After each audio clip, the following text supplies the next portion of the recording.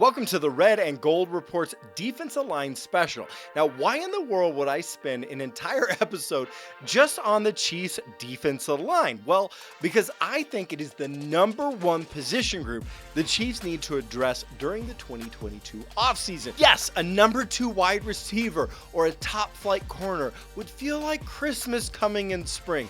But the most important thing that this team needs to do this offseason is find a way to improve the defensive line because, well, the defensive line was a bit of a dumpster fire last year. Now, don't believe me? Let me throw some stats at you. In 2021, the Chiefs only produced 31 sacks, the fourth fewest in the entire NFL.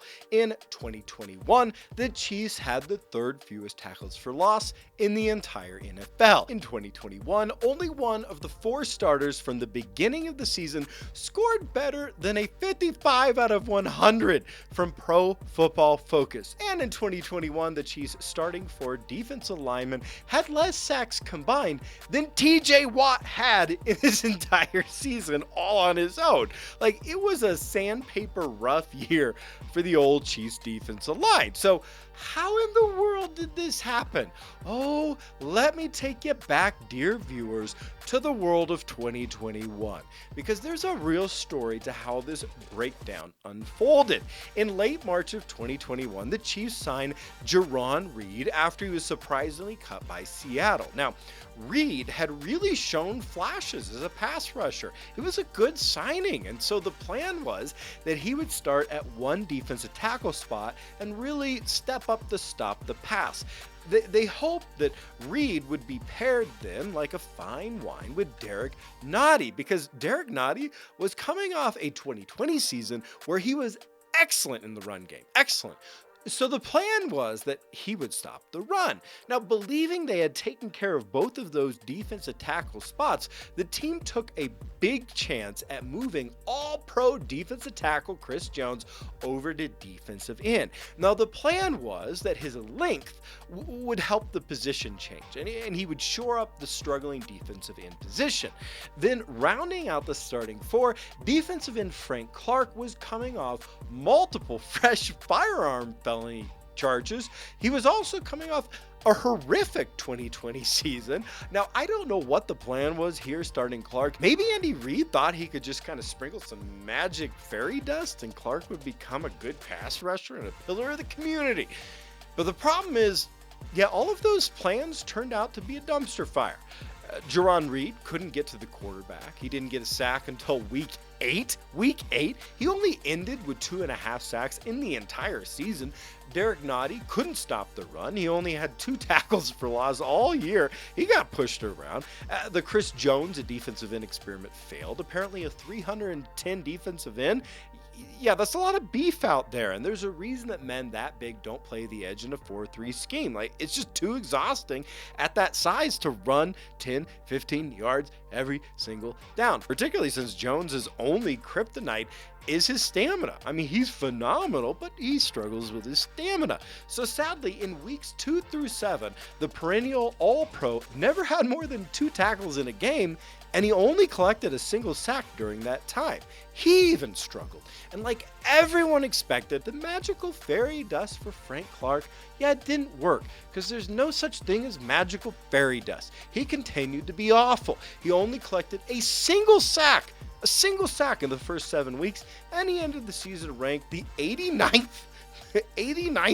best defensive end in the NFL. Or should I say worse? Now, with the defensive line epically struggling, the Chiefs were on pace early in this season to have one of the all-time worst historical defenses. However, early in November, the Chiefs traded a 6th-round pick in this upcoming draft to the Steelers for defensive end Melvin Ingram.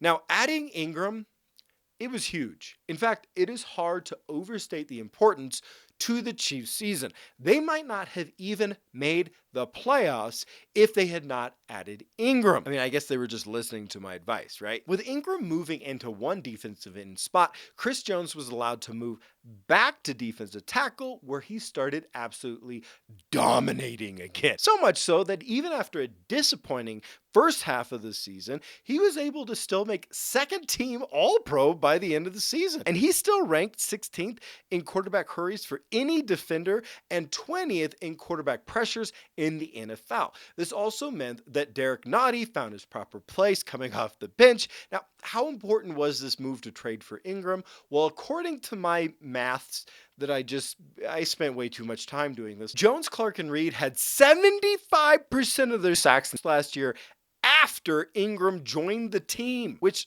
since it was almost halfway through the year, means that Ingram's presence just about doubled their pass rushing potency. So Ingram was really important. But I also got to mention, he was by no means elite. He was good. He was so good, but he was not elite. He only had 2 sacks in the entire season. He only had the 64th most pressures, and he came in out of shape. But you know what? He did not need to be elite.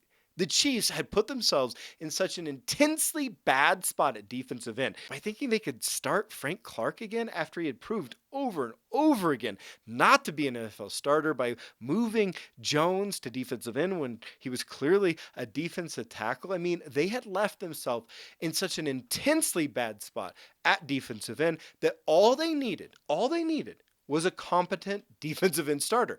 That's all they needed, and that's what they got in Ingram. So that's the story of how the defensive line struggled worse than I struggle eating a whole gallon of ice cream, super lactose intolerant. Those are the starters, but we also have to cover our bases, so let's talk real quick about the backup players on the defensive line. Veteran defensive end Alex Okafor played about half of the defensive snaps, 522, but he was stiff, slow, and ineffective, which is why I said the Chiefs shouldn't have been re-signing him last year. Second year defensive end Mike Dana played about the same number of snaps, 586. Now, I like Dana as a backup. I really do. Coming off of the bench, he added some real pop, ending with 7 quarterback knockdowns. However, when forced into the starting role, his lack of length and his lack of explosion, which is why he didn't get drafted high, meant that he was just way over his head as a starter. Rookie 4th-round pick Joshua Kando looked as lost as a kitten in the preseason. I was about ready to give up on him watching tape of the preseason. However, while he only played 46 snaps, he did actually progress during the season. And you know what? He has the large frame and athleticism to develop into a decent, maybe 4th, maybe 5th defensive end. At backup defensive tackle, Tershawn Wharton had an interesting season. The former undrafted player played 581 snaps. That's a lot. He's a quality interior pass rusher. He really gets back there, puts pressure on the quarterback. He is a key contributor coming off the bench. However, due to his smaller frame, remember, he was a small school defensive end who is moving into the NFL as a defensive tackle. He's a smaller guy. He's a huge liability in the run game. Also, we have to talk about former 3rd-round pick Kalen Saunders. Saunders saw only limited action last year due to getting kind of nicked up. He wasn't any worse than Nottie or Reed, the starters, but he was just okay at best. Which brings us to the state of the contracts. Now, half of the defensive line are now free agents. Melvin Ingram, Jerron Reed, Alex Okafor, Derek Nottie are all going to hit the free agent market. But this is a good thing because it leaves a big chance for improvement. So if I were the Chiefs general manager, what would my plan be to improve the defense line for 2022? Well, remember how in 2021 the team tore up the entire offensive line and just started over from scratch? Yeah, that's exactly what I would do to the defensive line. Now, I'd start by cutting Frank Clark. Why cut him? Because no one in the world is stupid enough to trade for him. If you've been watching my channel for a while, you're probably sick of hearing this, but Frank Clark was ranked as the 89th edge player by PFF last year. He was tied for 80th in sacks. Meanwhile, he's more passionate about firearms than football and is set to make $26.3 million, which is likely the worst single value contract in the entire NFL. Now, if he's cut outright, he's only going to save save about $12.7 million against the cap. So I would make him a post June 1st cut, saving the team $19.5 million, which is probably why we have not yet seen him cut. He's probably going to be a post June 1st cut.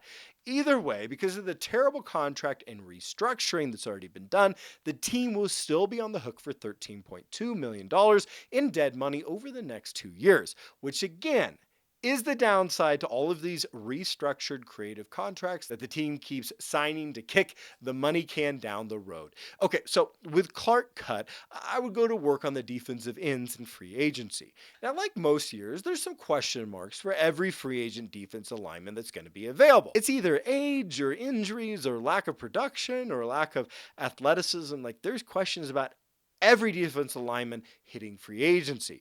And FYI, no one really knows how much these guys are going to end up signing for, right? Like, not even the teams. But I'm using estimates from a few places online. Now, here's the thing, it's right here at defensive line that I would take a big swing at a splashy free agent deal if I was the Chiefs. First, I would sign Von Miller. Yes, the Von Miller. I know he's getting older, but here's the thing. He is still really, really productive. I mean, he just helped the Rams win a Super Bowl.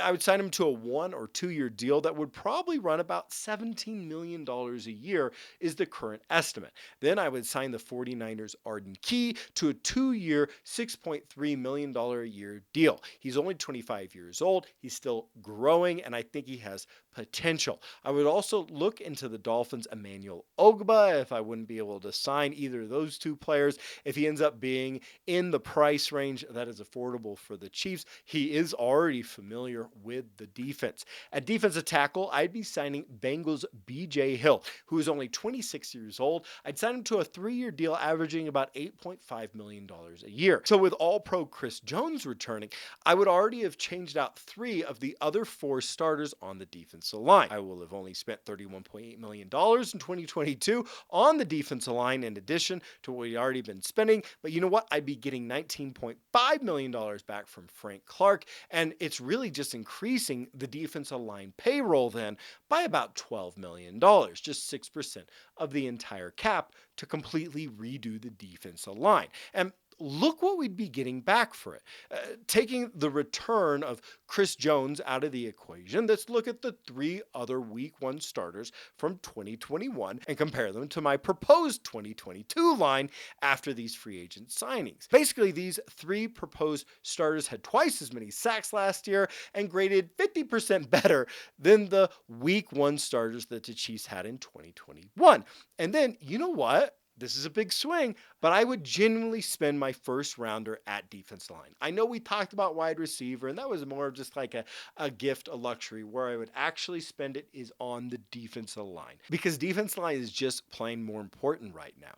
I know that at the end of the first round, we won't be looking at a true blue chip player without any question marks. But Florida State defensive end Jermaine Johnson, Michigan defensive end David Ojabo, and Texas A&M defensive tackle DeMarvin Leal are all players with tons of upside that one of them really might drop down to where the Chiefs are picking at the end of the first round. Oh, and to round out the discussion, a few more things. Who would I stay away from in free agency? Well, the players that I think are overrated in free agency on the defensive line this year are like Jadeveon Clowney and Ndamukong Suh and Larry Ogunujabo. I don't know, the guy from the Bengals. And finally, what do you do about Melvin Ingram? I mean, he made such an impact on the Chiefs last year. Basically, the defense only survived because of the trade for him. We probably only made the playoffs because of him, but at the same time, he's out of shape, didn't get a lot of sacks, and he was just a good starter, not great. Well, considering his big impact on the Chiefs, you gotta imagine that he's at least gonna want more than that 1-year, $4 million deal he was playing for last year. But I would wait. I would wait on him. Ingram will be 33 to start next season. He is not an elite pass rusher, and he is not in the best physical shape of his life. His impact really was more about just being a competent and good starter, not a great one. So, hey, you know what? If it waits a bit and his price drops and he doesn't sign elsewhere, it would be amazing to bring him back late in free agency at a team-friendly deal. So that's what I would do with the defensive line. I really think that defense line is the greatest improvement that the Chiefs need to make this offseason. But what do you think? What do you think? Do you think defensive end or defensive tackle is a bigger priority this offseason for the Chiefs? Do you think that the defensive line is the most important priority for the Chiefs this offseason? Is there a free agent that you have your eye on for the Chiefs along the defensive line? Leave a comment in the comments below. Let me know what you think. If you haven't subscribed yet, make sure you subscribe to the Red and Gold channel so you can get these weekly updates right here on your Kansas City Chiefs. Thanks for watching, and go Chiefs!